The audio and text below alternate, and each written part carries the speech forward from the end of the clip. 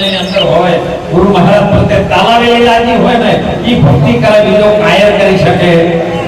ભક્તિ કરે કોઈ સુરમો નથી કાયરના કામ. પ્રથમ પેલું મસ્તક મૂકવું, વળતું લેવું નામ.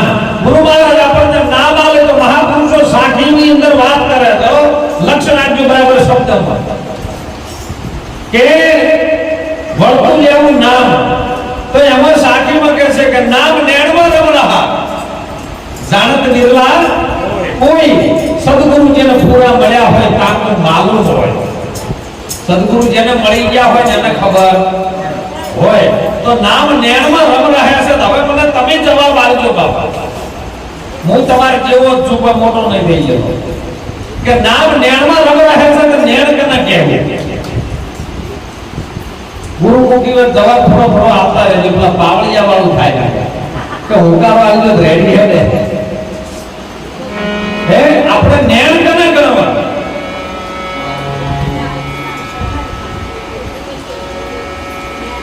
જેવું વાત છે કે ઓખો ને આપણી ઓખો છે એને નેણ કહેવાય. તમે ગુરુ મહારાજના ચરણે જો, ગુરુ મહારાજ તમને પ્રતિજ્ઞા આપે ઈ વખત ખાલી બંધારણમાં લાવે એક સારા માર્ગે ચડવા માટે કે જે વિકારવાળા ખોરાકો છે, જે માનસિકતા આપણું સંપૂર્ણ ગુમાવી દેશે એવા જે ખોટા દુર્ગુણો છે એને ત્યાગ કરવા માટે 5 વસ્તુના બંધનમાં તમને રાખે કે દારૂ ન પીવાય, માંસ ન ખવાય, ચોરી ન કરાય, ધારી ન કરાય ને જુગાર ન રમાય. આ 5 વસ્તુના બંધારણ આવે અને પછી તમને ત્યારે બોધ કરે. પ્રતિજ્ઞામાં કમ્પ્લીટ થઈ ગયો તમને બોધ કરે એટલે બોધ કર્યા પછી તમને નામ આવે. તો એ બોધ આલવાના ટાઈમે બોધ કરતા હોય કે અમે ગુરુ મહારાજના શરણે જો એટલે તન, મન અને ધન તમે સમર્પિત કરી દો છો. કરો છો નથી કરતા? તો તન કહેતા આખું શરીર જતું રહે તો પછી ઓખો ચાલે એમ. જો આ બધા નામ લઈને દોડે છે એનું છે. આખું શરીર જતું રહ્યું, તન આપી દીધું તો પછી ઓખો તો જતી રહી. અરે મન જેનું અંદર ચાલી છે સાહેબ, વિચારધારા ચાલી છે તો મન કીધું છે. કારણ કે જે મનથી ઉપડ્યું છે ને એ વિચાર રૂપી એ મન છે. પ્રાણનું ઉદ્ભવ થયું એક પદાર્થ એને મન કીધું છે. મન પ્રાણ નથી બન્યું. હવે પ્રાણ જતો રહ્યો છે, ધન કહેતા તમારો શ્વાસ જતો રહ્યો છે. તો મસ્તક તો તમને ગુરુ મહારાજ પાછું આવતા જ નથી. બોધ આપે એટલે તમને પાછું તન પાછું આલે કે લે તનથી કોકની સેવા કરજે, મનથી પ્રભુનું ગુરુનું ભજન કરજે અને તનથી કંઈક સેવાના માર્ગે કંઈક સારો ઉપયોગ. તો આ આપે છે પણ તમને શીશ પાછું આપતા. તો આ ઓખો શીશમાં આપે છે કે હું તો કહું તન નેચે આવે તો મને કહો હે. તો આ શીશ તો તમને પાછું આપતા નહીં તો ઓખો સિવાય નામ રહેશે કયો? જ્યારે આ નામ પકડાનું ને ત્યારે આ સત્યની દોરી આવું હતું કીધું ભજનમાં મહાભારતની વાણી કે પહેલા યુગમાં પહેલાથી સીધ્યા સોનાનો પાટ ને સોનાનો ઠાઠ, સોનાના જીયાજોને બેઠા છે નકળંગ નાથ, ન કળંગ જેને ન કળી શકાય એવો નાથ બેઠો. તને નથી કળાવો, આજમાં કળ્યાનું ન આવે કારણ કે સર્વોપરી સત્તા એની છે, એના આધારે આ બધું છે. એ કળામાં આવતો સોનાનો પાટ ને સોનાનો ઠાઠ. હવે પહેલા વેલો જ્યારે તમારા અંદર જ્ઞાનનો સૂર્ય ઉગે તો સૂર્યનું કિરણ કેવું છે એનો કલર કો સોના જેવું આવે છે પીળું. આ ઈ સોનાનો આધ્યાત્મિક સિદ્ધાંતની વાત છે કે સોનાના કિરણ પર, સોનાના ઠાઠ ઉપર તમારું જે રવિ એ મને થયો છે રવિ કેરો પ્રકાશ. અંધારું ન પછી થાય ઈ સૂર્ય બીજા યુગમાં કે પાટમંડળનો હરિચંદ્રના રાજાના થયો. પહેલા યુગમાં કે હસ્તી વધેરી. હસ્તી એટલે હાથી. હાથી એટલે મોટામાં મોટો તમારો અહંકાર. અને અહંકાર જ્યારે વધારો ને એટલે રેવત ના આવે. રેવત એટલે ઘોડો. ઘોડું એ જ મન છે સાહેબ. કારણ કે ઘોડું ન બેહે મને ઘણી વાર બેહે, મને ઘણી વાર ન બેહે. એક વિજ્ઞાન તો નાસા તો એવું કહે છે કે 1 મિનિટમાં 56 વખત મન વિચાર કરે. એક મિનિટની અંદર 70 એના ગુણ ઉત્પન્ન થાય, 70 વખત વિચાર આવી જાય મનને. એનો બીજા યુગની અંદર એ રેવત જ્યારે હસ્તી વધેલી રેવતમાં એ રેવત એટલે ઘોડો, ઘોડો એટલે મન, એ મન હતું, ઘોડું હતું, ઘોડા વધેરી નાખ્યું સાહેબ મનને કે મન રાખવું. રૂપાનો પાપ ને રૂપાનો ઠાર. બીજા નંબરમાં જ્યારે સૂર્ય ઉગે એટલે બીજની ઉત્પત્તિ થાય. સૂર્યનું કિરણ પડે, સૂર્યનું કિરણ પીળું છે અને બીજનો કલર રૂપા જેવો છે.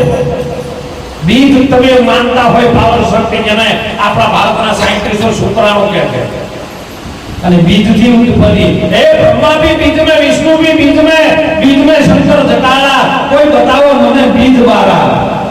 धरती भी बीज में, आकाश भी बीज में पवन चौधारा. कोई बताओ મને बीज ना बारा. અને આપણે ભગવાન રામદેવના ભજનમાં પણ નથી ગાતા એ બારે બીજના ધણીને સબનું બારે બીજના રે. હા, કેવા બીજના? બારે બીજના એટલે બીજની બહારના ધણીને સબનું બીજમાં રહે એને નહીં.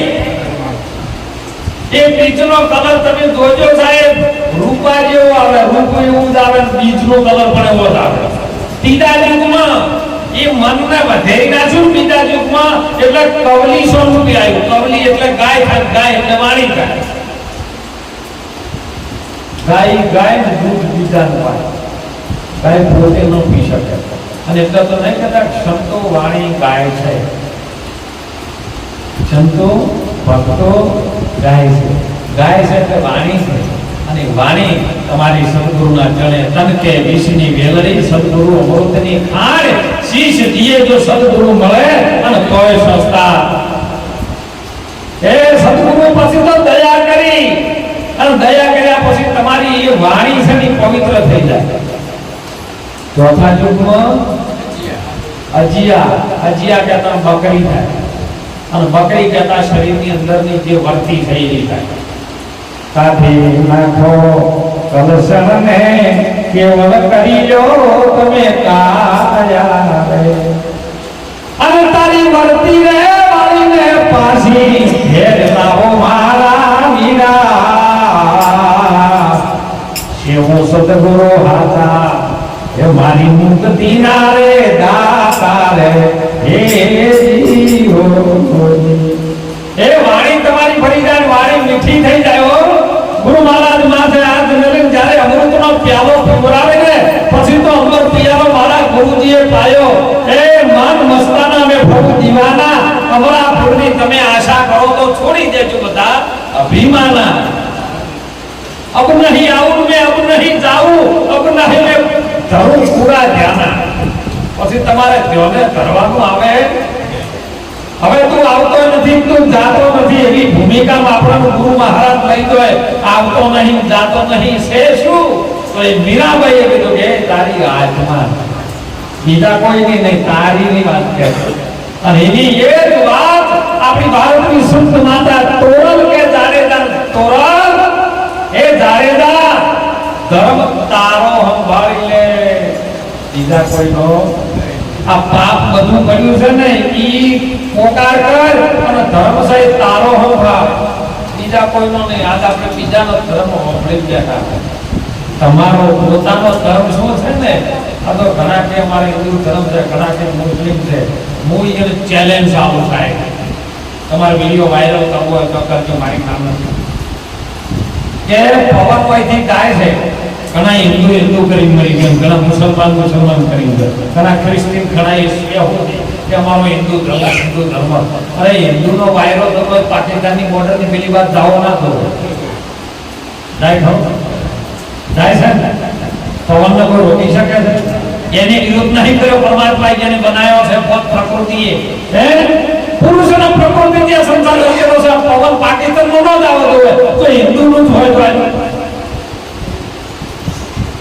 હવે તમે એ કબીર સાહેબનું વર્ણન કર્યું છે, સુન મારી બેન, સુન ભાઈ હેતુ. આ ચાલવા વાળો શ્વાસ મુસલમાન છે કે હિન્દુ? હે, તમે એહતી નક્કી કરો કે મુસલમાન છે, ટોપી કરીને આ મુસલમાન કહો. પણ આ શ્વાસમાં ચાલી રહ્યો છે બધામાં એક છે બીજો. એ મુસલમાન છે હિન્દુ છે નક્કી તો કરી આવો. અને એટલો તો મહાપુરુષો સંતો આપણા ભારતના સમજુ પુરુષ એવો સિદ્ધના ઝઘડો છો મંદિર કે મસ્જિદમાં રામ રહે છે મારી હૃદયની દુકાનમાં કીધે છે રહેતો નથી. તો ઘણી વખત અમારે તો કેવું થાય છે જેવું પણ આપણે 22 જનવરી એવું કીધું તો કેવું અયોધ્યાની અંદર ભગવાન રામચંદ્રની સ્થાપના થઈ. અધૂરા મંદિરમાં કોઈ ભગવાન બેહે કરો હે અને શક્તિ વગર શિવ અધૂરો છે, પાર્વતી વગર શંકર અધૂરો છે, સરસ્વતી વગર બ્રહ્મા અધૂરો છે, લક્ષ્મી વગર નારાયણ અધૂરો છે, અરે રાધા વગર કૃષ્ણ અધૂરો છે, અને સીતા વગર રામ અધૂરો છે. રામ એકલો બેઠો છે કે તમે વિચાર તો કરો સાહેબ. આની વખત તો બધા વખત ગીત વાગતા હતા રામ આવે છે રામ આવે છે. તો જે વખત રાવણને મારી રામ જે વખત કાળી ચૌદશના હોતે અયોધ્યાની અંદર પગમાં ભર્યા દિવાળીનો દિવસ ઉજ્યો તો એ વખત આવ્યો તો એ કીધો ફેર બીજો લાવ્યો એમ કહો એ પાછો ચારે ગયો તો એ તો નક્કી કરો. મારે એમ રાજકારણ નથી ઉતરવું પણ સમજણની વાત છે કે સમજી જાજો વાત બહુ સાની છે. તારા હૃદયમાં તું રે તપાસી લે વસ્તુ ભરી છે જનમોલી હૃદયમાં વસ્તુ છે જનમોલી. આ વસ્તુ અણમોલ એટલે જેનું મૂળ નહીં થઈ શકાય એવો પરિભ્રમ નારાયણ એ પરમાત્મા સ્વરૂપ આત્માની ચેતના તારી અંદર પ્રગટ છે કે એને તું ઓળખ. એના વડે આ વિશ્વ ટકી રહ્યું છે. કોઈ ધર્મ એવો નથી સાહેબ પણ ખૂબ જાણજો ખૂબ સમજજો. ભારતના ભૂમિમાં 33 કરોડ દેવી દેવતા છે નક્કી છે. હમણાં વાત કરી 5 7 9 ને 12 આ કુલ ટોટલ સરવાળો 33 થાય અને ભલો 33 નો ક્યાં મેળો. તો તમારા કમરના ભાગમાંથી જે ટોચ સુધી આવો તો કમરના જે મણકાનો કરોડાના છે ને એ 33 છે, બીજા એકે નથી. આ 33 નો મેળો. 5 નો પહેલો આવ્યો કે કેટલા 5 કરોડ સીધ્યા તો 5 કરોડમાં ભગવાન વિષ્ણુજીએ કીધું, કૃષ્ણજીએ કીધું અને આપણી ભારતની સંત માતા એ ગંગા સતીએ કીધેલું છે. જોતા જોતામાં તારા બધા દિવસો વળ્યા છે. 21,600 ને આવીને કાળ 21,600 તારો શ્વાસ 24 કલાકમાં ફરે ને 1 મિનિટમાં 17 વખત આવે છે, 1 કલાકમાં 900 વખત આવે છે અને 12 કલાકમાં 10,800 વખત આવે અને 24 કલાકની અંદર 21,600 વખત આ શ્વાસ આવે છે.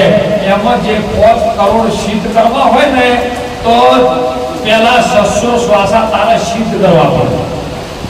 શ્વાસો આવે છે ને શ્વાસો અંદરથી જાય છે પણ શ્વાસનો જ્યારે મિલન થાય છે ને બે આવે ને એમાં ઘણીવાર આનસ્કોરામથી પવન આવે ને ઘણીવાર આનસ્કોરામથી બદલાય. 1 કલાકના 8 મિનિટે એનું 108 કાઢેલું થાય. આ 108 ભારતમાં ફરે ને એ શાસ્ત્રોના આધારે કાઢેલું થાય. 1 કલાકના 8 મિનિટે શ્વાસની ગતિ બદલાઈ જાય એટલે આ પવન આમાં ચાલતો હોય તો આમાં ચાલવા ચાલુ થાય. પણ ઈ પવન ચાલુ થાય ને એટલે 9 શ્વાસા મૂળ ઘરમાં આવે છે. લાખારે હા એ મૂળને વચનનો મહિમા છે ઘણો મોટો રે એને મુક્તિ ગયો નહીં જાય. મૂળ ઘરમાં જ્યારે શ્વાસ બદલાય ને એટલે 9 શ્વાસ આવે અને એટલી વારમાં પવન બદલાઈ જાય. સૂક્ષ્મના ઘરની અંદરથી જે પવન આખા પાછો થાય એ ઘરમાંથી આ ઘરમાં આવે અને ઉશ્વાસમાં આવે ને એટલે એમાં શ્વાસ બદલાઈ જાય છે. હવે આ 9 શ્વાસા તમે સિદ્ધ કરો એટલે 600 શ્વાસા જ્યારે સાધી અને સ્થિરતા પદમાં આવો ને ત્યારે તો તમારો 5 કરોડ ખીલું. 5 કરોડના જે મણકા છે ને એ મણકાની પોચમાં એટલે કબીર એમાં પ્રમાણ આવ્યું છે. કબીર તો ક્યાં કરો પૂજી લ્યો આ શરીર. 5 ઇન્દ્રિયોનો વશ કરો તો તમે છો. આ 5 કરોડ ઉપર જે 5 ઇન્દ્રિયો ઘર કરી બેઠી છે. આપણે જૂના જમાના જેવો કે નાના હતા ભણતા નહીં હોતો એક કવિતા હતી ઝળકમલ સાડી જાને વાળા એ સ્વામી મારો દાગ છે જાગ લાગશે તને મારશે મને બાળ હત્યા લાગશે નાગણીઓ સૌ વિલાપ કરે છે અને એમાં નાગણીઓનું જે દ્રશ્ય આવે ને 5 નાગણીઓ હોય છે તો 5 કરોડમાં જે સીધેલી નાગણીઓ તમે વશ કરો તો 5 કરોડ ફેરી એ પહેલા જ રાજાએ પહેલા રાજ્યની અંદર 5 ને સિદ્ધ કરી દીધી ઘણા એમ છે 5 કરોડ સીધ્યા હતા 5 કરોડ ભક્તો હતા તેમાં 10 જણાનું નામ તો યાદ હોવા જોઈએ ને આપણે તો ભુવાઈ મનમાં ને બોલતા હતા કે તો 64 જોગણી આવી પણ 70 ના તો નામ લે ખબર પડે 64 જોગણી આવી તો ચોથા ભાગના 70 ના તો નામ લે એ ગુરુને ખબર ના પડે 64 જણાની પણ એ બધું જેમ કરતા એમ કરતા આપણે જવું નથી એ પહેલા યુગની અંદર પહેલા દાદા 5 કરોડના સીધા યુગમાં હરિચંદ્ર હરિચંદ્ર નારાયણ ભાઈ ચંદ્ર એટલે જે તમારી ચંદ્ર નાડી ચાલે ભાઈ અને એની અંદર 7 સીધા રવિ સોમ મંગળ બુધ ગુરુ શુક્ર ને શનિ આ હાથે હાથ આ હાથ કરોડા 5 ને હાથ 12 હવે ત્રીજા યુગમાં ધર્મરાજા આયા પાંડવો આયા અને પાંડવો જ્યારે ધર્મના માર્ગે ચાલ્યા ને જ્યારે મહાધર્મને ભર્યા ને એટલે ધર્મરાજા છે ને કઈ હિસ્ટ્રી નામ હતો પણ જ્યારે અમને ખબર પડી કે આ જે જાણવા જેવી વસ્તુ છે ને મારે જોડવી છે માર્કુંડ ઋષિ પાસે ગયા દુર્વાસા મુનિ પાસે ગયા દુર્વાસા મુનિએ કીધું કે આ વાત તમારા માં કુંતાજી જોડે કુંતા માતાએ કીધું કે આ વાત તો તમારા ઘરમાં દ્રૌપદી જોડે છે દ્રૌપદી પાસે તેને હાથ જોડી વિનંતી કરી હાથ જોડ્યા ને એટલે પોતાની પત્ની ઊભી થઈ ગઈ કે ના તમારી ભૂલ થઈ છે તમે મારા ધણી છે મને હાથ કેમ જોડો છો લાખાએ લોયાને સમજાવ્યું લોયાને લાખાને સમજાવ્યું લાખા રે હા કે ધર્મને જાણવો હોય તો તમે આ ધણી પણ મેલજો આ તો આપણે બધા ધણી થઈ જઈને ક્યાં છે જો ધણી પણ ના મેળવો ને તો ત્યાં ધર્મની વાત સમજાય એવી નથી સાહેબ અને ધર્મ જ્યારે ધર્મને વર્યા મહાધર્મને એટલે ધર્મરાજા નામ પડ્યું અને ધર્મરાજાએ 9 કરોડ સીધ્યા કેટલા અરે માં જ્યારે ધર્મમાં આવે ને સાહેબ મારો સત્સંગ આપવાનો છે હું પાછું રોકું પછી તમને જવી રોગ લાગે છે માં જ્યારે ધર્મમાં આવે ને પછી દીકરા દીકરીની જ્યારે સ્થાપના થાય પ્રકૃતિના હિસાબથી પુરુષ જ્યારે બીજ દાન કરે એટલે એની અંદરથી પ્રકૃતિ જેમ ફેર કરવો એમ એની બંધારણ કરી અને જે શક્તિ છે એના ઘરની અંદર બાળકને ઓળમાં રાખે છે ઘણી વખત આ લગ્ન હોય છે ને એટલે બેનોને હું તો કહું છું લગ્ન થાય ને એટલે પછી જોઈને આવવાનો ટાઈમ થાય ને એટલે બધા ઉકેલી ઉતરવા માટે કોમના પહોંચ્યા જાય બસ નહીં આપણે ઉભા અને અહીંયા ઢોલ વગાડીને શું કહે છે ખબર છે ઉકેડામાં દેવું ગાય બોલો આ ઉકેડામાં નોકરું તમારે કેમ આવવું પડે કહો હવે વાલો તો તમે કુતરી વાલો છો તો ઉકેડામાં નોકરું કેમ આવવા દો ઉકેડામાં દેવું ગાય મોરડી છે આપણે ગાયો ભેંસો જ્યારે વીએ ને એટલે એની મેરી જે ઓરની અંદર આ બાળકની થાપણા થી ની ઉકેડા નાખવામાં આવતા અને એને આમંત્રણ આપે જે 9 મહિના જેનું સંચાલન કરીને જેને રાખ્યું છે ને એ દેવ છે ને શક્તિ છે સાહેબ એ શક્તિના આમંત્રણ આપે તું શક્તિ આ 9 મહિના હાથવી તો હવે તાર હાથવા માટે આમંત્રણ આવું અમે લગ્ન લેવાના આવજે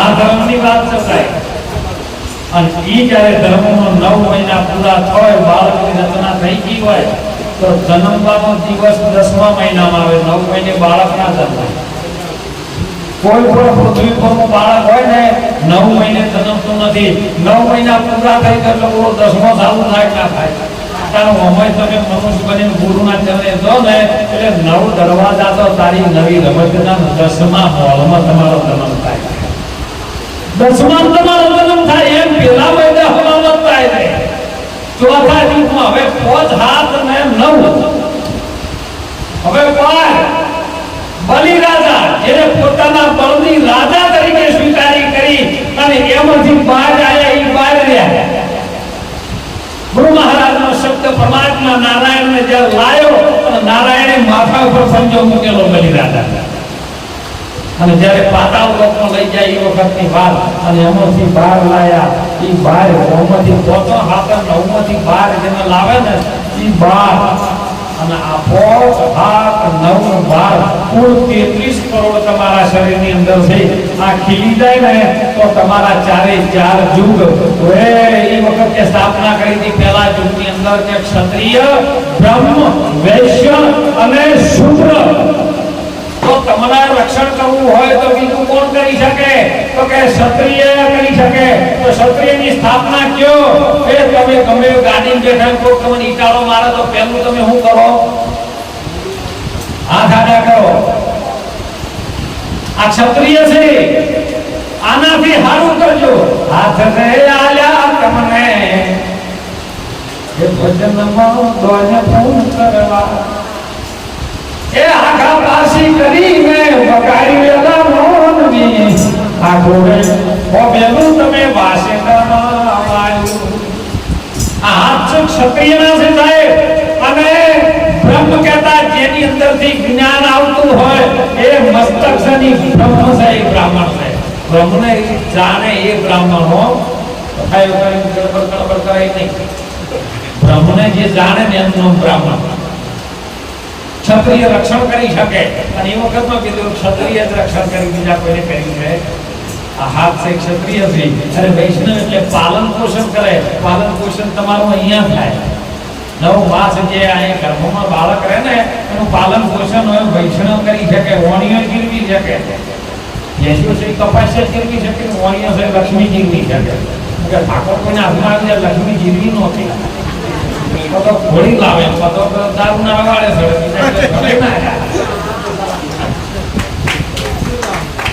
લક્ષ્મી આવતી હોય ને સારા માર્ગે આવતી હોય તો સારા માર્ગે સંયમથી વાપરજો, વ્યસનથી મુક્ત કરજો. અને શુદ્ર કહેતા જે સાફ સફાઈ કરે છે એને આપણે કીધું. તો તમારો પાછળનો ભાગ છે ને એના અંદરથી શુદ્ર વધારે તમામ સાધનો કરે. એ ધનંતર નામનો વાયુ એ તમારા અંદર બહાર ગાડીનો કચરો બધો સાફ કરે છે, એને શુદ્ર કીધો છે. અને એટલે મહાપુરુષો આ બહારમાંથી લઈ જવા માટે આપણને મહેનત કરે છે. અને મહેનતના શબ્દો એવા હોય જીવનમાં ઉતારવા જેવા. ઉતારવાના તો કોઈ મેળ પડે એવો નથી. કેમ કે આવી ઠંડીનો માહોલ